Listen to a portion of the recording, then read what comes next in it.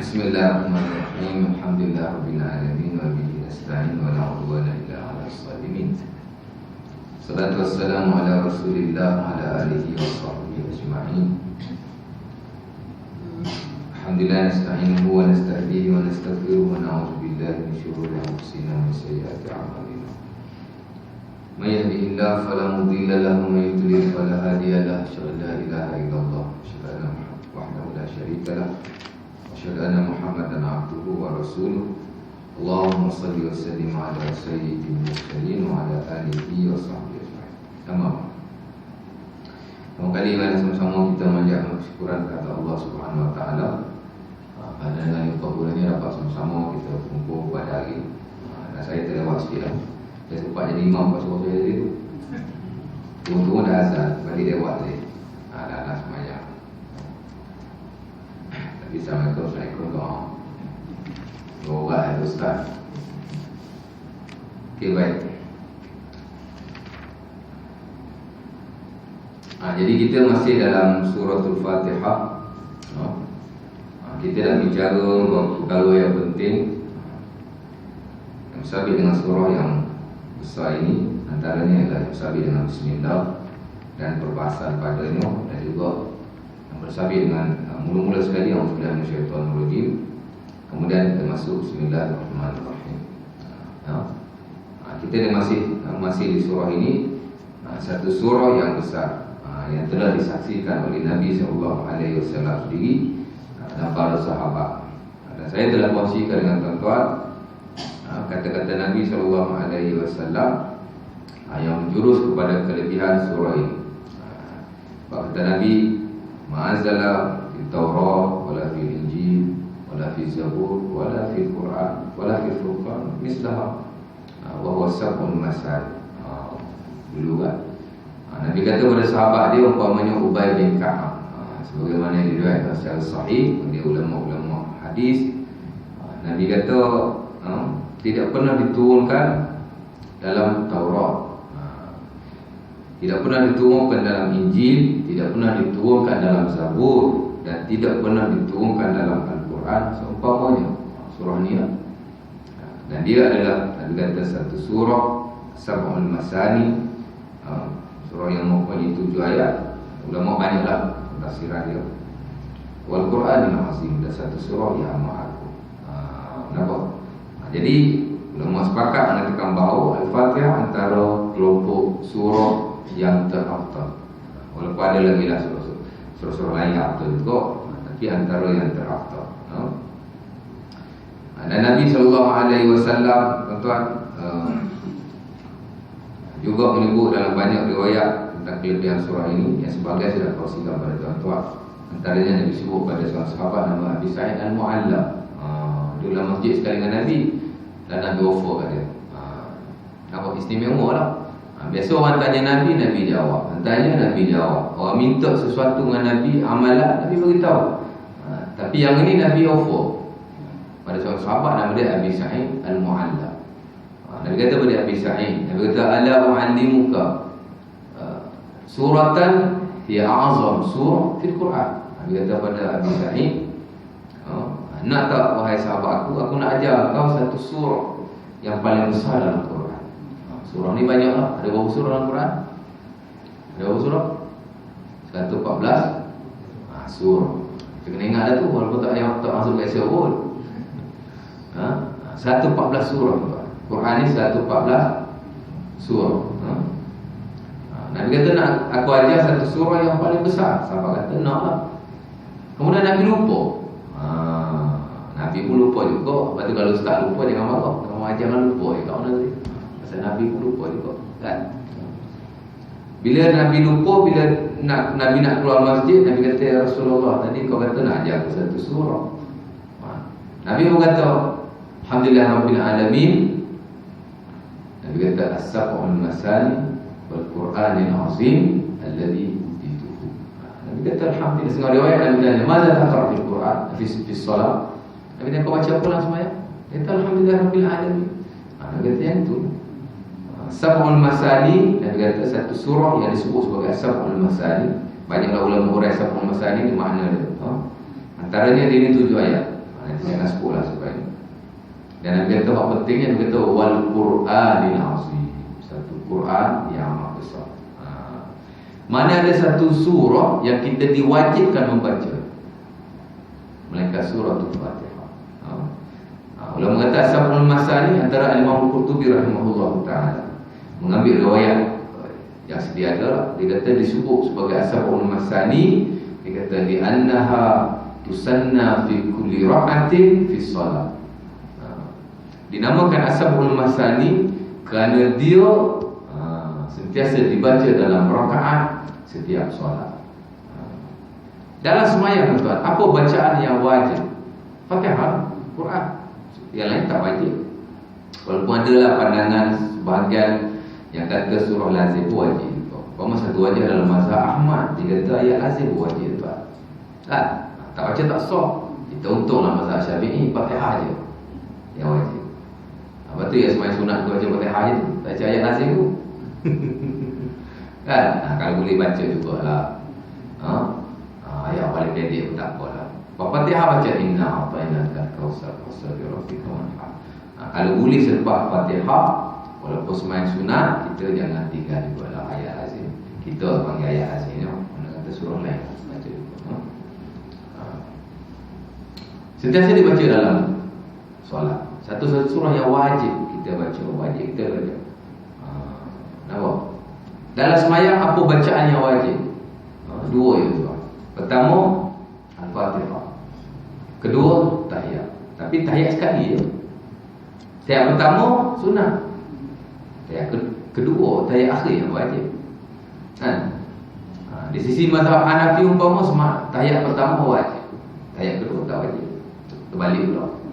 Kita kata yang kedua tu wajib, dia kata yang pertama tu wajib, yang kedua tak wajib. Tak kisahlah, yang tahiyat. Tapi tahiyat kita baca sekali je. Ada Fatihah kita baca setiap rakaat. Kalau sembahyang tu ada 12 rakaat, 12 lah kita baca. Contoh tuan nak sembahyang witir satu malam 13 rakaat. Satu rakaat tak cukup Ustaz saya sembahyang. Saya nak sembahyang 13 rakaat. Macam Nabi sembahyang, sembahyang witir 13 rakaat. Satu salat. Lepas satu rakaat. Kan? Mesti baca Fatihah. Satu-satu surah. Bahkan bila masuk di sembahyang, kata Anas dan Nabi iftataha salatahu alhamdulillah rabbil alamin. Nabi bila masuk sembahyang, Nabi baca alhamdulillah rabbil alamin. Tiap rakaat kita baca. Kan? Pak lain takbir intiqalah. Lepas nak rukuk Allahu akbar, rukuk. Wajib. Kita kata tak wajib, adalah ulama lain kata wajib, tapi tak wajib. Kan? Sami Allahu liman hamidah, wajib sami Allahu liman hamidah. Tak wajib bagi kita, bagi sebagian besar ulama termasuk kita mazhab Syafi'i tak wajib. Tasbih yang ada dalam rukuk, dalam sujud, doa yang ada dalam duduk antara dua sujud tu semua tak wajib. Kalau tak baca, di sisi kita tak mudarat sembahyang. Tahu? Tapi kalau tak baca Fatihah, bye, tak ada apa sembahyang kita. Kan? Kena baca. Sebab tu disebut sebagai As-Sab'ul Masani. Dia 7 ayat yang wajib dibaca setiap rakaat dalam solat, kata Imam Qurtubi. 7 ayat tu pun sebenarnya ulama dia tak sepakat. Sebagian besar 90% kata 7 ayat. Tapi ada juga ulama yang kata satu, bukan 7, dia kata 6 ayat. Antara seorang ulama tabi'i, dia ni salah seorang qurra yang masyhur, nama dia Husain Al-Ju'fa. Dia kata Fatihah bukan 7 ayat, bagi dia 6 ayat. Adalah hujah dia. Tahu?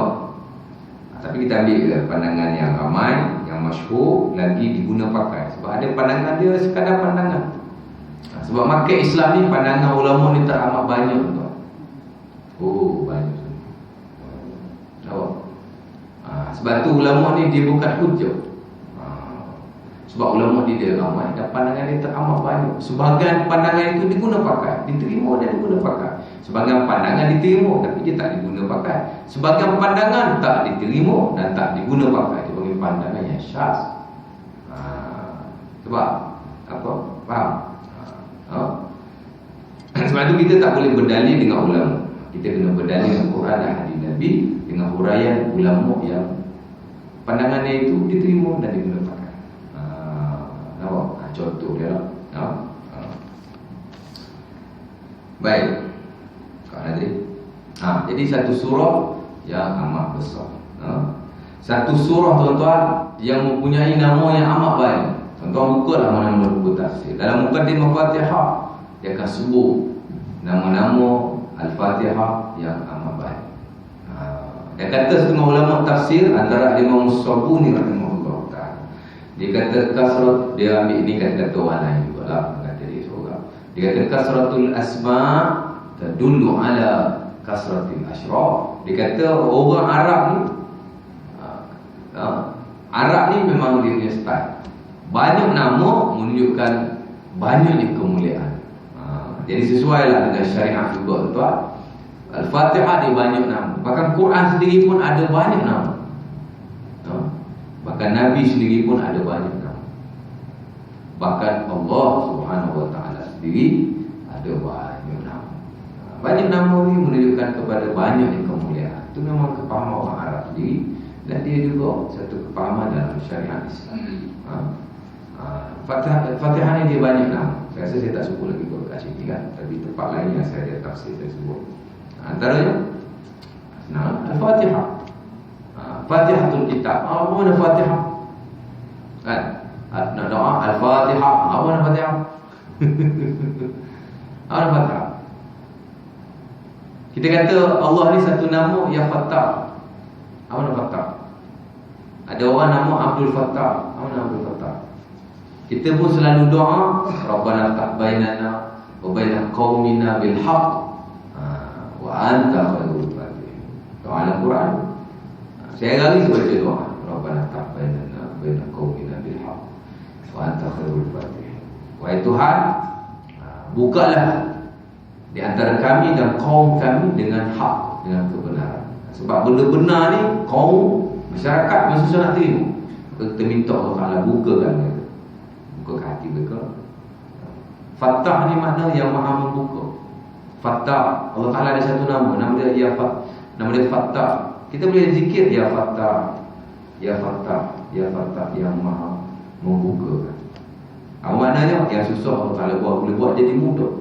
Yang besar Allah Taala boleh buat jadi kecil. Yang sulit Allah Taala boleh, yang berat Allah Taala boleh jadi ringan.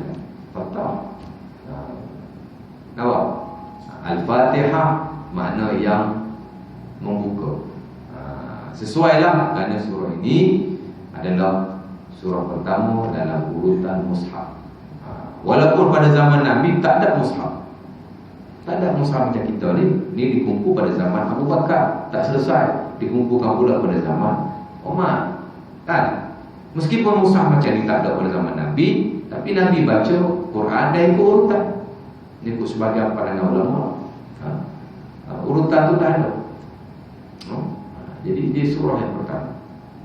Nampak? Jadi Fatihah ini pembuka kepada mushaf, pembuka kepada Quran, dan pembuka kepada solat. Dan nak semayang, bukakan Fatihah. Lagi nama dia Ummul Kitab. Mari sama-sama kita buka majlis kita dengan Ummul Kitab Al-Fatihah. Betul? Pernah dengar Ustaz cakap itu kan? Apa nama Ummul Kitab? Ibu kita. Ibu kita. Perkataan ibu ni tuan-tuan digunakan pakai dalam semua bahasa. Kita kata bahasa Melayu bahasa ibunda. Pasal apa? Bahasa Melayu bahasa utama di negara kita. Bahasa ibunda. Orang Mak Saleh pun panggil mother tongue, lidah ibu. Kita panggil bahasa ibunda. Dia panggil lidah ibu ni makna bahasa ibunda. Mak Saleh bahasa Inggeris dia kata mother tongue. English is my mother tongue. English adalah bahasa lidahku, ibu lidahku. Tak mahu juga kan? Benda buat besar-besar kita panggil ibu lah, ke ibu.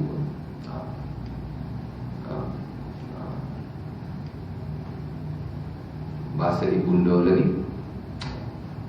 Mana ibu kita? Mana soal?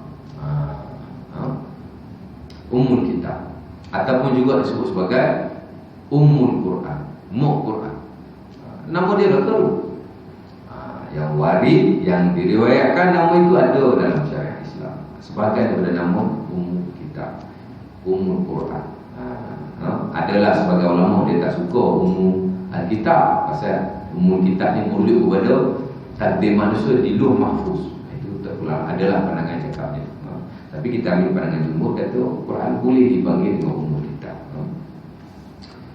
Lagi berapa dah tu?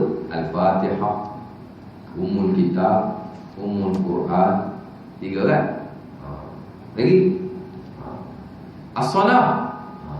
Surah Fatihah juga dipanggil sebagai surah As-Salah, surah sembahyang.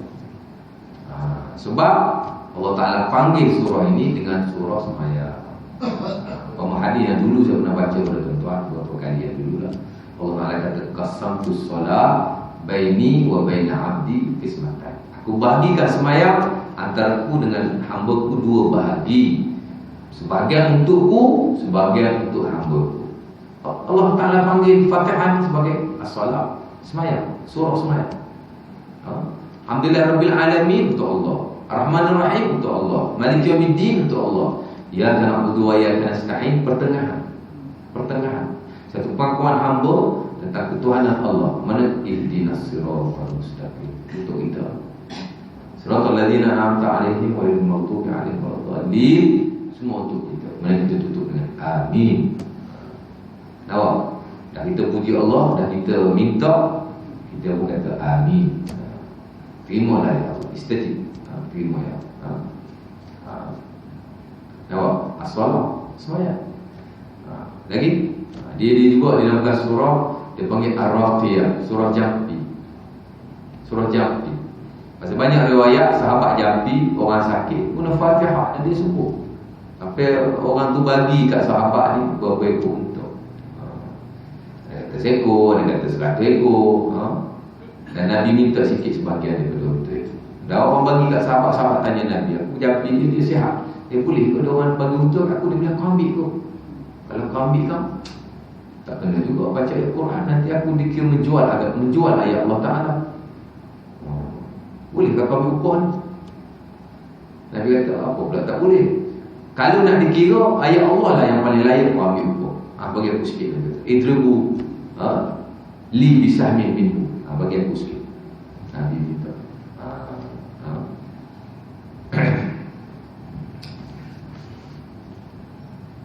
Nampak arwah dia jampi. Bahkan kalau kita nak jampi orang pun tak payah pergi jampi orang pelik-pelik, tak payah.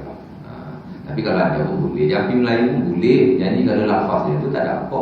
Orang Arab jahiliah ni tuan-tuan, dia memang bangsa yang menjampi. Dia satu bangsa yang dia jampi ni ada pada semua bangsa. Dan orang Arab jahiliah sebelum datang Islam pun dia jampi juga. Sebab tu bila datang Islam, Nabi nak cek dengan sahabat dia seorang-seorang jampi yang ada yang mereka amalkan. Nabi panggil sahabat dia, Nabi kata i'ridu alayya ruqakum. Aku nak korang beritahu aku jampi yang korang guna. Kalau ada, Nabi kata fa innahu la ba'sa birruqa ma lam yakun syukur. Itu kaedah dalam jampi lah. Nabi kata tak apa. Tidak ada masalah dengan jampi selagi mana tidak ada musuh-musuh syirik pada. Boleh jampi Melayu, tapi jampi kalau tak ada kalimah syirik. Boleh. Tapi kalau boleh jampi Quran lah, kan? Jampi Melayu itu kan kata kita, jampi Quran dan kata Allah. Nampak? Dipanggil surah jampi. Bahkan kata Ibn Abbas, dia kata manituliya bi syai'in fa alaihi bil asas, yakni al-Fatihah. Ibn Abbas kata siapa-siapa yang ditimpa satu penyakit musibah, hendaklah dia kembali kepada yang asas, itulah al-Fatihah. Ibn Abbas panggil surah Al-Fatihah sebagai suratul asas, surah asas. Pasal dia surah yang asas. Bahkan ada riwayat yang Nabi kata, apa dia tahu ni? Nabi kata Fatihatul Kitab, Nabi kata aywadun an ghairiha wa laysa ghairuha aywadun anha. Nabi kata Fatihatul Kitab ini merangkumi yang lain. Yang lain tidak merangkumi dia, tapi dia merangkumi yang lain. Sebab tu kalau kita lihat ada sahabat, ada seorang tabi'in yang bernama Al-Hasan Al-Basri. Tuan pernah dengar Hasan Basri, Hasan Basri kan? Pertama-tama kalau tuan belajar kitab Imam Ghazali, tasawuf banyak diceduk kata-kata dan juga pendirian Al-Hasan Al-Basri. Sebenarnya Hasan Basri ini bukan ulama tasawuf saja. Dia dalam fiqh tuan dia masyhur. Bahkan bila orang belajar pembandingan fiqh perbandingan, bila nak berdalil dengan satu dalil, maka pandangan Al-Hasan Basri juga diambil kira. Dia ni faqih, dia bukan sekadar sufi, tapi dia faqih. Nampak? Sebab tu nak jadi sufi kena jadi faqih dulu.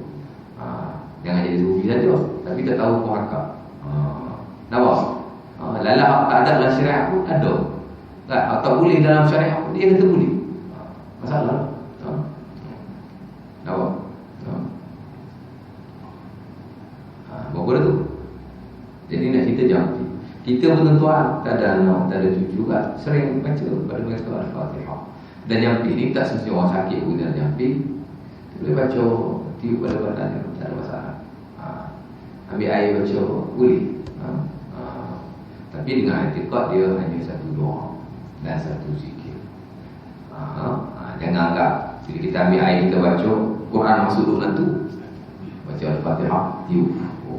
Ni aku dah isi ni Fatihah dulu tu. Ya tu ni setengah percaya. Kita rasa macam tu sebenarnya tidak.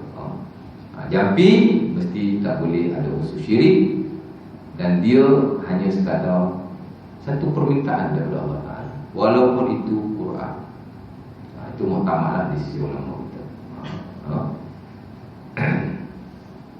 Apa benda tu? Ruqyah, mana jampi. Jampi. Di samping surah-surah yang lain. Tuan-tuan nak panggil saya kan, suruh jampi ustaz anak sakit, anak demam. Oh, dengan kita baca benda pelik-pelik, tak ada.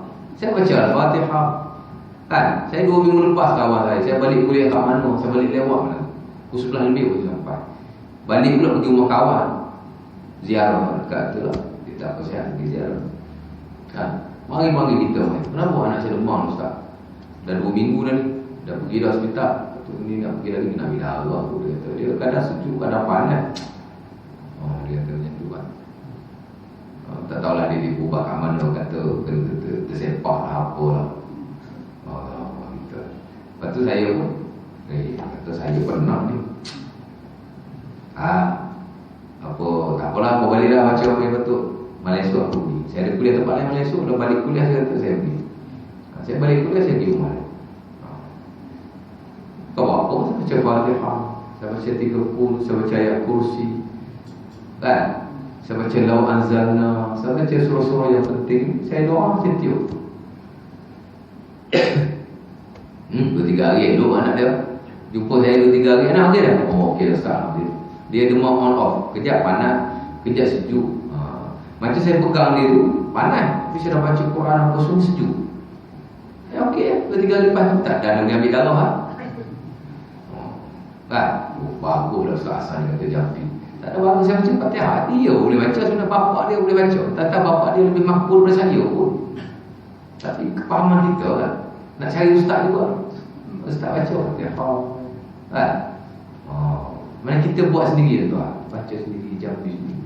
Bahkan kita berapa kali tuan, kita jampi anak kita dengan 3 pul, macam yang dibuat oleh Nabi SAW.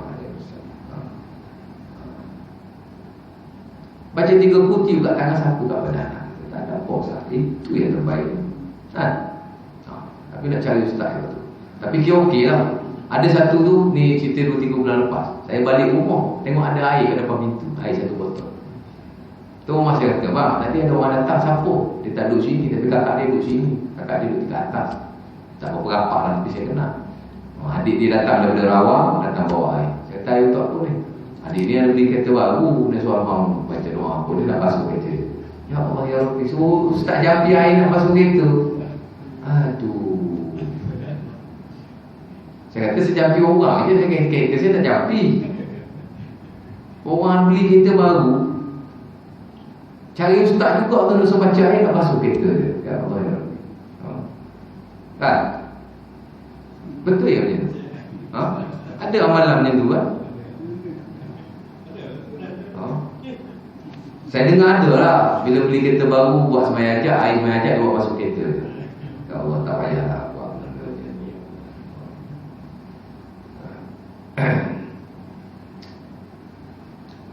Saya tak kenal tu. Dia, kakak dia duduk situ, tapi dia ada berapa datang beli kereta baru kan? Kesian kita, tak pasal-pasal kena jawab. Kita tak sakit, orang tu yang sakit. Orang masih kata, alah buat lah bang, dia datang dari jauh dulu. Saya tak buat lah. Naik rumah baru nak panggil saya, janganlah saya pergi. Naik rumah baru panggil saya takkan pergi pagar rumah lah apa. Saya tak buat. Cari ustaz ni. Okey, baik. Kita macam itulah ya. Kita betul-betul kena yakin, betul-betul kena berpegang bahawa segala kemudaratan, segala kemanfaatan semua di tangan Allah Ta'ala. Dan apa yang kita buat ni satu bentuk doa, satu bentuk permintaan kita kepada Allah Ta'ala menerusi kalimah. Dan bila kita buat dengan yakin, insya-Allah lah adalah kemustajaban. Tuan anak sakit, tak sihat, tuan tak perlu cari ustaz, tak perlu. Tuan ambil air, tuan baca sendiri.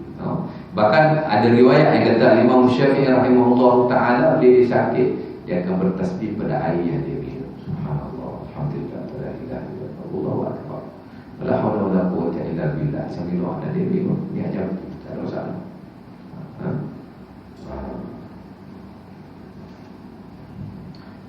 Berapa dah tu? Berapa nama dah tu? Fatihatul Kitab, Al-Fatihah, Ummul Kitab, Ummul Quran, Ar-Raqiyah, As-Salah. Al-Fatihah juga dipanggil sebagai surah Ad-Doa, surah doa. Doa ini surah Al-Mustaqim. Al-Fatihah juga dinamakan sebagai surah Al-Asas. Saya sebut tadi kan, surah Asas. Apa? Fatihah dia merangkumi yang lain. Yang lain dia tidak merangkumi Fatihah. Sebab tu ada riwayat daripada Al-Hasan Al-Basri. Dia kata kitab yang diturunkan banyak, tak diketahui berapa bilangan. Terkumpul pada 4 kitab utama yang Allah Ta'ala sebut dalam Quran. Taurat, Injil, Taurat, Zabur, Injil dan Quran. Kemudian keempat-empat Quran tu dia kata terhimpun dalam Al-Quran. Apa yang ada dalam Taurat adalah Quran. Apa yang ada dalam Injil adalah Quran. Dia terhimpun dalam Quran seluruhnya.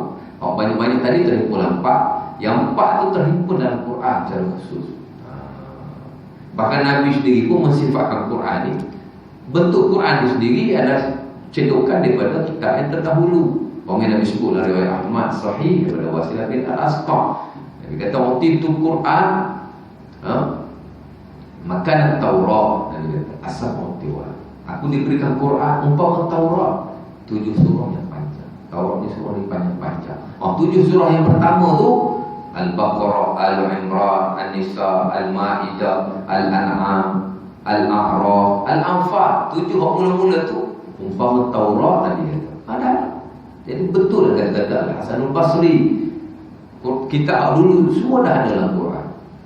Kemudian dia kata keseluruhan Al-Quran terhimpun dalam Al-Fatihah.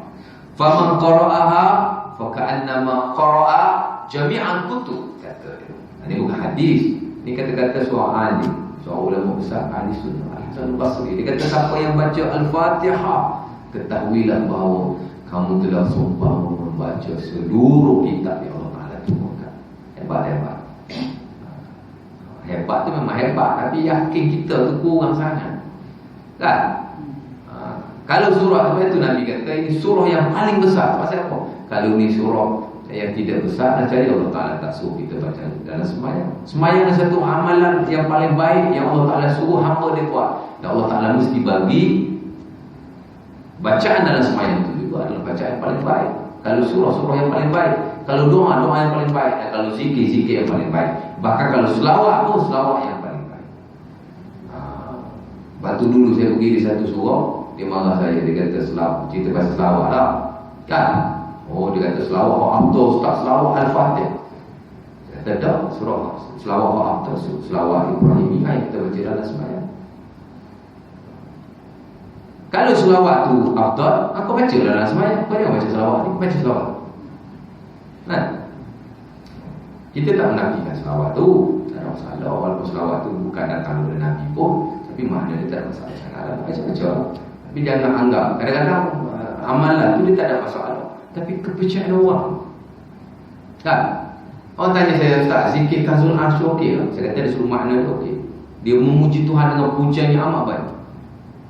Tapi kepercayaan orang pada zikir ni tak okey. Orang percaya zikir ni hebat. Kalau baca dapat benda ajaib yang baik. Kadang-kadang amalan tu dia tak ada masalah. Tapi kepercayaan orang pada amalan tu, jangan zikir biasa. Itu satu pujian seorang soleh kepada Nabi. Itu saja. Sama lah yang lain-lain. Hizibnya kita orang Islam, orang mukmin, etika kita senang. Tak ada yang afdal segala hal. Doa ke, zikir ke, amalan ke, mereka apa yang ada dalam Quran, pula dari hadis. Kita tak boleh percaya ada satu bacaan, ada satu zikir lebih afdal daripada zikir Nabi. Kita tak boleh percaya, kita tak boleh hati ada satu doa lebih afdal daripada doa Quran dan doa Nabi. Cukup. Kadang-kadang doa itu tak salah. Doa bahasa apa pun, tapi kepercayaan orang. Kerana Iblis duduk main tahu, dia menyesatkan manusia dengan kepercayaan. Dia panggil fadilah. Benda tak ada nasyarah pun, tapi dia ada.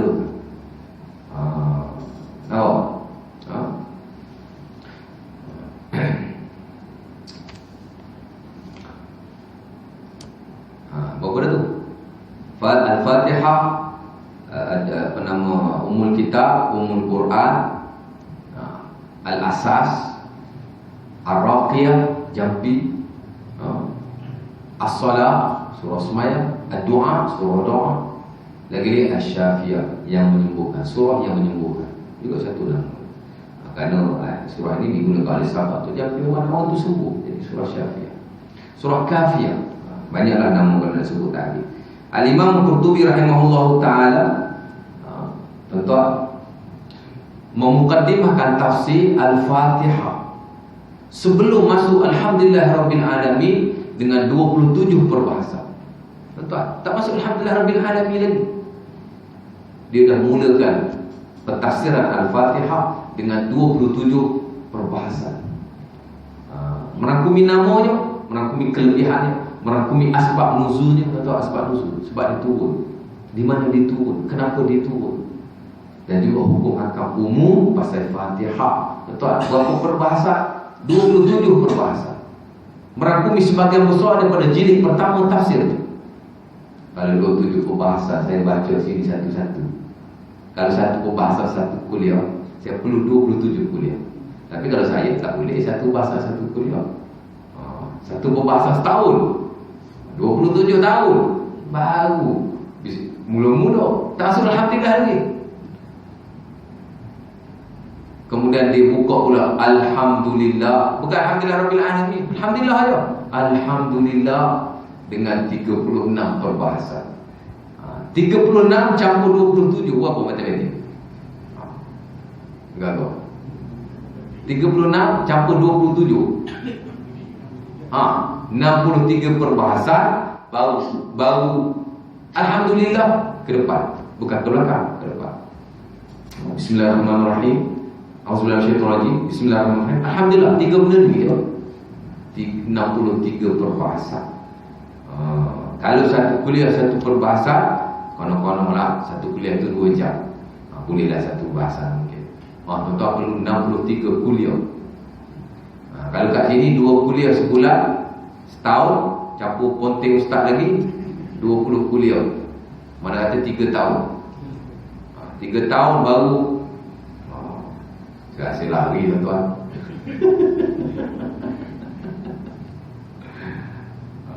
Pasal ini surah yang besar. Sesuai lah yang Nabi kata, ini surah yang amat besar, ini surah yang amat besar. Saya tak tahu lagi lah tuan-tuan, macam mana nak meyakinkan orang kita dia dengar kalam Allah. Tak tahu. Pasal kalau Quran ni dia nak cerita tak boleh. Dia satu-satu wahyu, dia satu-satu mukjizat yang diwarisi oleh Nabi kepada kita sampai hari kiamat. Jadi satu mukjizat yang hidup sampai hari kiamat. Itu duk sibuk benda-benda lain, kan? Duk selidik mana baju Nabi, mana kain Nabi, mana tudung Nabi, mana selipar Nabi. Selipar Nabi Bahkan di selipar yang orang buat tu capal, bukan capal Nabi pun, bentuknya je capal Nabi. Atas dasar ada beberapa ulama yang berkeharusan kalau kita pakai capal, bentuk capal Nabi dengan rasa kasih pada Nabi, satu dapat pahala. Oh, atas satu buah capal yang menjual. Yang kaya akhirnya si peniaga capal. Peniaga selipar tu yang kaya guna sunnah Nabi untuk nak melariskan jualan. Pada Nabi tak pernah pesan pun, bila aku mati pakailah selipar, bentuk selipar aku. Tak ada pun. Hak Nabi tinggal ni, hak hidup ni, hak hidup sampai bila-bila ni. Yang kadang-kadang kita tak nak belajar. Semayang 5 sok, tapi bila telah tafsir ni kalau ikut 1 sok tak sampai. Contoh gitu. Nampak? Dan Quran ni kena sentiasa duduk di dalam kita. Walaupun kita tak boleh hafal, kita tak hafal Quran. Tuan-tuan tanya tuan, saya sendiri pun hafal Quran berapa kerat tu. Tapi tak apa. Kerana orang yang sering membaca Quran di dunia, esok Allah Ta'ala suruh dia baca Quran. Dan setiap kali dia baca satu ayat, Allah Ta'ala suruh naik 1 darjah. Satu ayat Allah Ta'ala suruh dia naik 1 darjah. Sebab tu berapa hari kita baca Quran, 1 hari kita baca Quran. Esok kalau tuan-tuan dah jadi rutin, tuan-tuan baca 1 hari 1 ayat, 50 ayat pun tak banyak. Banyak untuk 50 ayat. Kalau surah Al-Baqarah 50 ayat tu dah melangkau dekat 5-6 surat. Dah habis 10 ayat dah, 10 ayat. Tuan-tuan duduk kat dunia ni 10 ayat 1 hari tuan-tuan baca, kalau ayat tu panjang. 15 ayat sikit sangat. Satu muka surat bukan 15 ayat kalau ayat-ayat panjang-panjang. Kalau ayat pendek satu muka surat dia boleh pergi 20 hingga 30 ayat. Tak apalah. Esok Allah Ta'ala suruh baca. Allah Ta'ala kata Iqra warqa warattil kama kunta turattil fid dunya fa inna manzilataka inda akhir ayat. Allah Ta'ala kata taqra biha.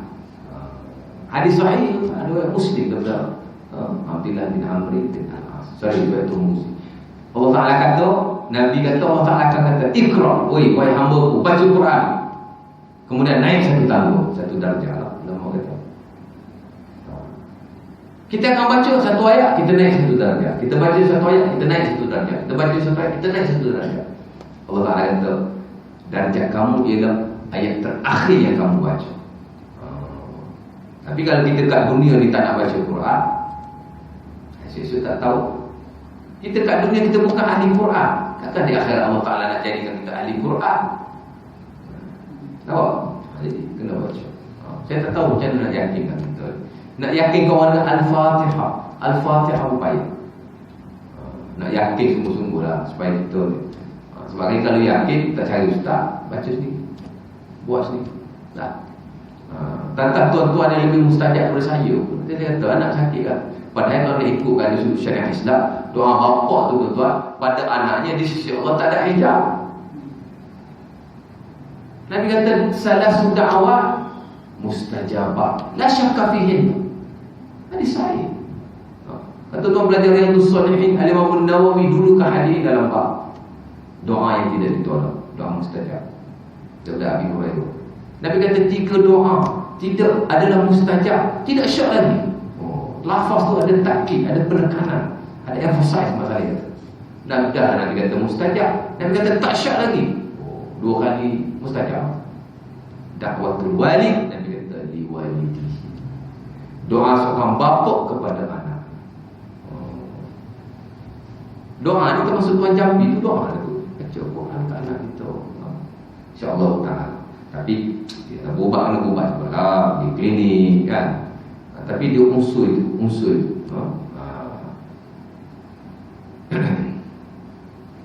Dia habis dia kita. Nampak? Takkan tak boleh baca Fatihah. Saya baca Fatihah tak betul Ustaz. Habis tu dah lama sembahyang tu tak baca Fatihah. Sembahyang tak baca Fatihah tak betul, tak asal sembahyang lah macam tu selama ni. Kan? Macam kita lah. Imam tak ada, ada makmum je. Orang ada, imam tak main-main lagi. Imam tidur apa tak tahu kan. Saya tu tak ada seorang pun naik jadi imam. Makmum tu nak suruh datang juga orang lain yang boleh. Pasal apa makmum yang dia tak jadi imam? Pasal kaedah dia, siapa yang boleh sembahyang seorang, dia boleh jadi imam. Pasal kata saya tak reti. Mana boleh tak reti? Kan?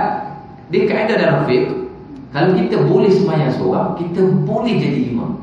Kalau kita tak boleh jadi imam, kita tak sah sembahyang seorang. Kan? Pasal apa tak jadi imam? Baca saya tak betul.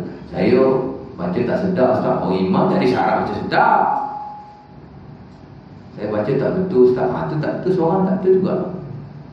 Tapi kaedah dia macam itu nafik. Kita sembahyang seorang boleh, kita boleh jadi imam. Memanglah suara sedap ni memang digalakkan. Dan Nabi suruh sungguh-sungguh. Nabi kata siapa yang baca Quran tak baca bagi tarani. Tarani ni baca dengan alunan yang baik bacaannya. Nabi kata laisa minna, bukan di kalangan kami. Mana kata Nabi suruh zayyinul Quran bi aswatikum. Nabi kata hiasilah Quran dengan surah, dengan suara. Ada suara yang sedap lagi bagus. Kan? Tapi kalau suara tak sedap pun tak ada masalah dah. Janji sah semuanya. Tak perlu berlagu. Berlagu lagi bagus. Tapi jangan taranum pula. Bismillah. Kalau tak ada pandai qiraat semuanya taranum. Tak boleh lah macam tu. Baca biasa. Jadi makhraj tu okey lah. Saya dengung tak erti Ustaz. Dengung tak apa. Dengung tak apa. Yang kena jaga betul ni makhraj. Makhraj yang kena jaga betul. Sebab kalau makhraj tak betul, huruf tu dia tak jadi huruf, jadi benda lain. Ataupun dia jadi huruf lain. Dia boleh menyebabkan Quran ni selagi kita baca, dia tidak merubah makna, dia tak haram. Tu dia punya had. Hak lain-lain tu mencantikkan Quran. Apa? Tebal nipisnya huruf, apa lagi? Tasydidnya, itu penting. Ha dengan ha, Bismillahirrahmanirrahim. Alhamdulillah. Tak sah. Ustaz jadi imam, macam orang tak sah. Pasal alham, ha. Tentu je kadang kita banyak face sikit lah. Tebal nipis kadang-kadang. Tapi dengung tak ada masalah sangat lah. Tapi kalau boleh dengung lah. Tapi dengung ni benda ni bukan kata tak payah. Saya tak erti dengung Ustaz, tak apa lah. Tapi yang penting Fatihah kita baca makhrajnya betul, penama tebal nipis dia betul, kemudian tasydid dia betul gitu. Hal lebih-lebih tu kalau kita boleh betul, alhamdulillah. Kalau tak betul, belajar lagi. Nampak? Contoh dia macam boleh, isyarat. Isyarat. Jadi itu semua nama-nama Quran dia banyak. Dia banyak. Itu antara kelebihan surah ini. Dia mempunyai nama yang banyak. Nama banyak, maknanya kemuliaan dia tu banyak. Nampak? Betul Al-Fatihah, nama dia banyak. Nabi pun nama banyak. Allah Ta'ala sendiri namanya pun banyak. Boleh? Isyarat. Saya hari ni main nak mengajar benda lain lah. Masuk Alhamdulillah sebenarnya. Tapi dah sebut pasal nama-nama Al-Fatihah. Saya tak pernah sebut lagi lah. Boleh? Boleh berhenti? Kena lagi? Kan ada nak tanya? Ada nak tanya?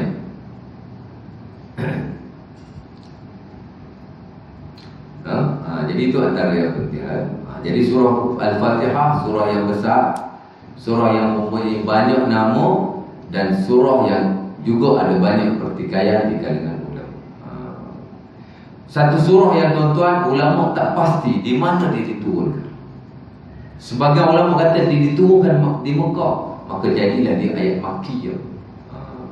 Sebagai ulama kata tak, dia tak turun Mekah, dia turun di Madinah. Sebagai ulama kata tak, separuh turun di Mekah, separuh turun di Madinah. Sebagai ulama kata pula dia turun di Makkah Mukarramah, dia turun di Mekah.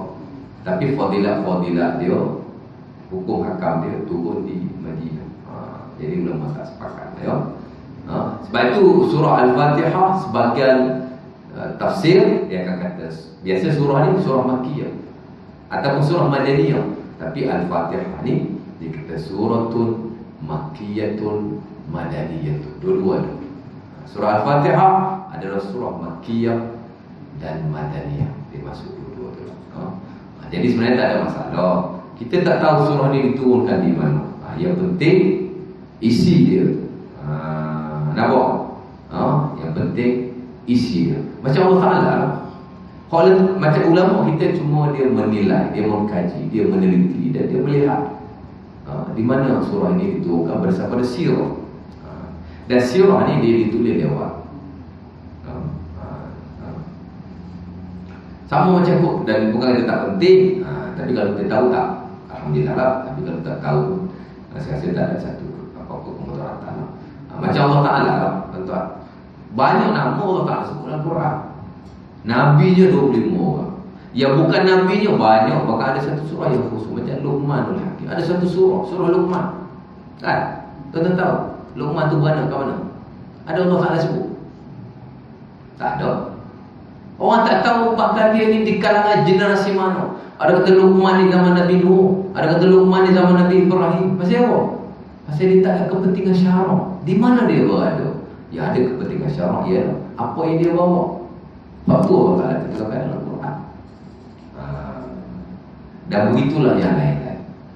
Tempat ni dia tak berapa ni sangat. Cuma ulama cek tengok kan, tapi tak ada kepastian. Hak penting isikan mana. Jadi samalah yang kita belajar ni pun, mungkin ada benda-benda sampingan tu kadang-kadang tuan-tuan tak tahu pun tak apalah. Tapi yang saya nak tahu inti dia. Kan? Macam malam ni belajar 50 minit. Banyak benda saya beritahu tu. Tapi kalau tuan-tuan tak ingat belakang pun tak apalah. Jadi tuan-tuan tahu surah Al-Fatihah ni surah yang paling besar, merangkumi seluruh kitab-kitab yang pernah Allah Ta'ala turunkan. Ada satu poin dia malam. Sebab kalau saya tanya awak tadi satu persatu kan, takut ada awak tak ada jawab. Jadi cukup tu. Boleh? Jadi mungkin setakat itu dulu. Ada yang tanya? Tak ada? Ada yang tanya apa? Kemuskilan tu? Sekali-sekali berhenti dah pukul 9. Berhenti awal. Kau tak puas hati ke? Saya tak puas hati Ustaz. Ada setengah tempat yang tu. Ada setengah tempat dia takut-takut nak panggil saya mengaji. Saya heran semua. Kenapa? Tuan-tuan rasa saya mengajar benda pelik? Ada benda pelik? Ada tuan-tuan rasa, aku rasa lain macam tak betul. Ada setengah benda pelik? Benda baru ada. Tapi dia benda baru dengan benda pelik, dia dua benda tak sama. Tapi sebahagian daripada orang kita ni, benda baru dia rasa benda pelik. Kan? Kata tuan-tuan tempat tu tak berani nak panggil saya 2 kali sebulan lah. Tempat lain kata tak berani, banyak tak berani. Panggil sekali-sekali tu. Tengok macam banyak benda pelik. Benda baru bukan benda pelik. Benda tu tak baru. Al-Imam Qurtubi tuan-tuan tahun 600 Hijriah dia karang tafsir. Benda dah ada dalam tafsir dia pun. Tapi cuma kita tak ada pendedahan lah. Tak ada pendedahan. Tengah baca kitab, tiba-tiba imam dah start baca Al-Fatihah. Kalau peringkat awal tak perlu baca. Contoh tuan-tuan baca Allahu Akbar kabiran walhamdulillah. Imam dah baca Al-Fatihah. Yang berhenti kat situ, walhamdulillah tak sempurna. Walhamdulillahi katsiran. Tuan-tuan berhenti kat situ. Mendengar imam lebih utama daripada tuan-tuan baca. Yang kita boleh baca di belakang imam ketika semayang jahriyah, semayang isyak, semayang maghrib, semayang subuh yang 2 rakaat tu. Yang kita boleh baca belakang imam hanya Al-Fatihah. Ini kata tuan-tuan baca iftitah, kemudian imam dah mula baca Fatihah, tuan-tuan jangan baca Al-Iftitah lagi, berhenti dengar Al-Fatihah. Kecuali kalau dah habis dah, ujung-ujung dah, kan? Baca tu aja ujung-ujung tu, ujung-ujung ada 1-2 kalimah habiskan. Tapi kalau tuan-tuan dah mula Allahu Akbar kabira, imam pun Bismillahirrahmanirrahim, Allahu Akbar kabira walhamdulillah, berhenti kat situ separuh, jangan habiskan Al-Quran. Macam kita pakai handphone lah. Handphone.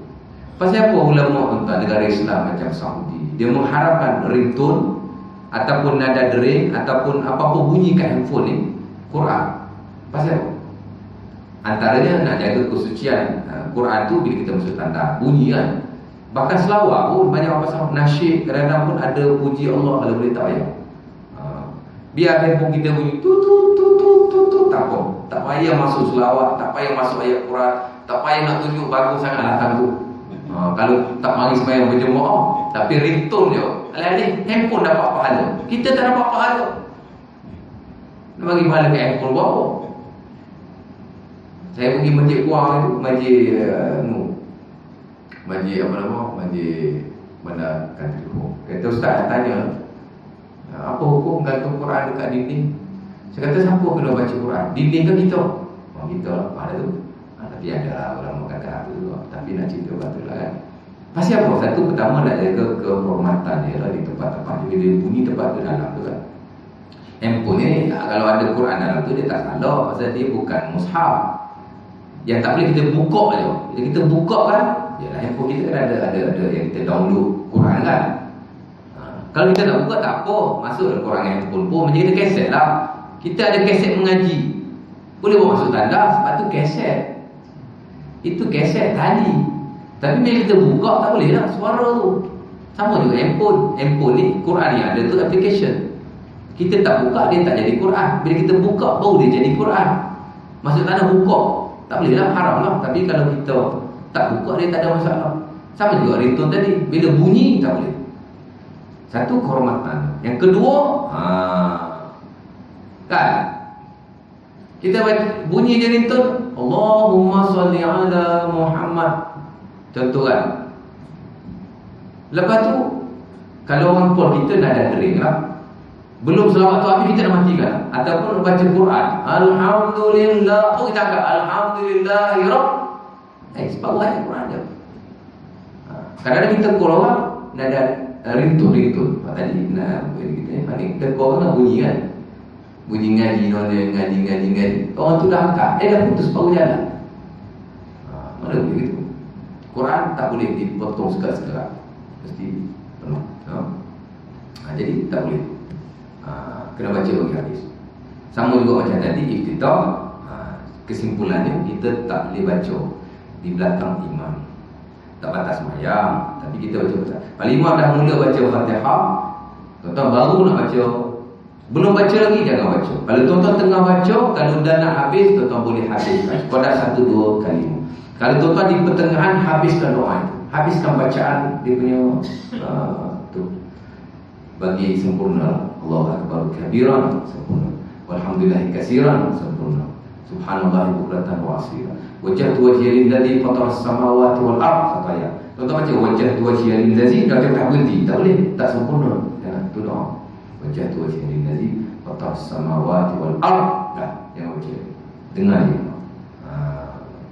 Nampak? Ini kadang penting juga kan. Ini kita tak tahu, kita ingat baca iftitah, kita boleh baca direct sampai habis. Sebenarnya kita kena dengar imam. Imam baca kuat tu untuk siapa? Untuk kita. Nampak? Sebab tu tuan-tuan bila kunut, imam kata Allahumma hdina fiman hadai. Amin. Kan? Pasal apa tuan-tuan tak baca sekali ni? Sebab imam dah baca. Bila imam dah baca, kita tak payah baca. Tapi bila imam diam, kan, kita baca. Contoh imam, dia tak jadi syarat dia baca kuat. Doa kunut contohnya. Kalau imam baca Allahumma hdini fiman hadai, boleh. Kita dengar imam baca perlahan, kita pun baca sendiri. Tapi bila kita imam baca kuat, kita diam. Itu kaedah dia. Sama lah juga dengan zikir selepas sembahyang pun. Pasal apa zikir selepas sembahyang, imam tak perlu baca kuat. Pasal makmum pun baca. Kaedah dia bila imam baca, makmum diam. Bila imam baca diam, makmum sama-sama baca. Zikir selepas sembahyang kita dah sama-sama baca. Jadi baca sekadar. Ada tempat tu taranum tu. Astaghfirullahalazim. Saya pernah ni suara. Alladzi la ilaha illa. Dia kau macam mengaji pula. Ramai lagi sahabat kita tengah sembahyang kat belakang. Untuk apa kita baca zikir selepas sembahyang dengan cara taranum tu? Kan makmum dah baca masing-masing.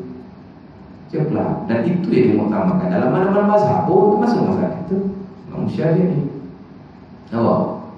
Contoh dia begitulah. Boleh? Boleh kan? Jadi cerita dia macam tu. Kalau imam dah baca, sebab imam baca kuat untuk makmum. Imam baca kuat untuk makmum. Boleh? Boleh kan? Jadi saya rasa mungkin setakat itu dulu. Baik-baik yang tak Allah Ta'ala benar-benar, yang tak baik dan Allah Ta'ala. Kul qawli hadza wa astaghfirullahaladzim. Waalaikumsalam.